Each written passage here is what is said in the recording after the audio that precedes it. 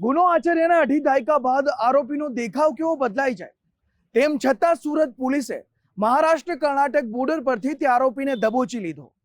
ત્યારે 2003માં સુરતનો આ શું કેસ હતો, જોઈએ આ ખાસ અહેવાલમાં।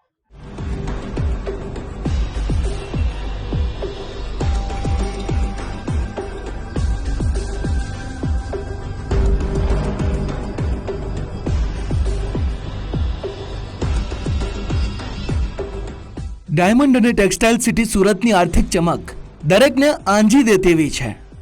ઉત્તર પ્રદેશ, બિહાર, પશ્ચિમ બંગાળ, ઓડિશા અને મહારાષ્ટ્રથી સંખ્યાબંધ શ્રમિકો રોજીરોટી રળવાની આશાએ સુરત પહોંચે છે।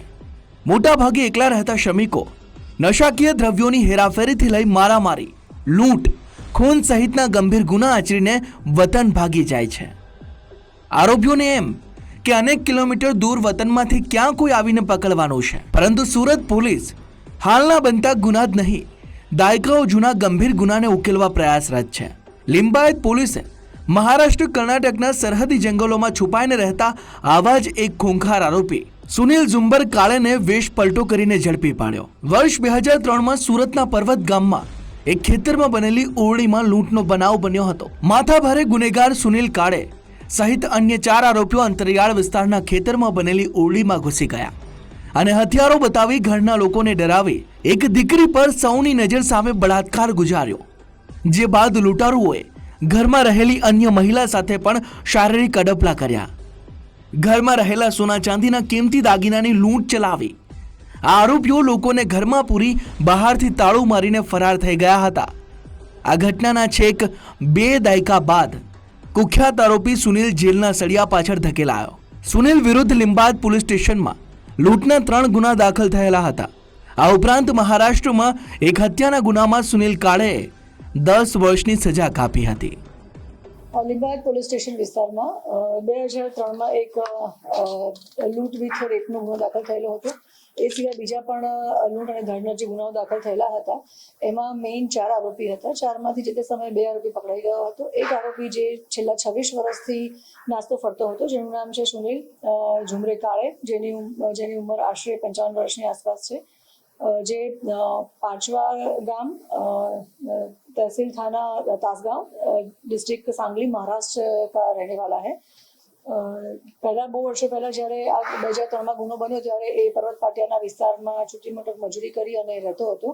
ત્યાં એક જે ખેતર હતું એ ખેતરમાં જે કાચું મકાન હતું એ મકાનને પગ મારી અને તોડી અંદર પ્રવેશી બળાત્કાર કરી અને લૂંટ કરેલ હતી અને એના જે હસબન્ડ છે એને પણ એને મારામારી કરેલી હતી। સુરત પોલીસના ચોપડે ફરાર બોલતા ટોપ 20 ગુનેગારોમાં સુનિલ એક હતો। સુરત પોલીસ કમિશનર દ્વારા સુનિલ કાળેના માથે 40,000 રૂપિયાનું ઇનામ પણ જાહેર કરવામાં આવ્યું હતું। સુરતમાં ગુનો આચર્યા બાદ સુધરવાને બદલે ભાગતા ફરતા આરોપીએ મહારાષ્ટ્રમાં એક હત્યાને અંજામ આપી 10 વર્ષની સજા પણ કાપી હતી। પાછલા 1.5 મહિનાથી સુરત પોલીસ ટેકનિકલ સર્વેલન્સ અને બાતમીદારોની મદદથી આરોપીને ઝડપવા મહેનત કરી અને અંતે બચવા માટે જંગલમાં છુપાયેલા આરોપીને શોધી કાઢ્યો। લાંબા સમયથી આરોપીઓ જે નાસ્તા ફરતા છે, જે ટોપ 20માં સુરતમાં આવે છે અને જે લોકો ઓલરેડી મેજર ક્રાઇમ્સમાં વોન્ટેડ આરોપી છે, એની એક ડ્રાઈવ અમે રાખેલી હતી ઝોન 2 ખાતે સુરત સિટીમાં।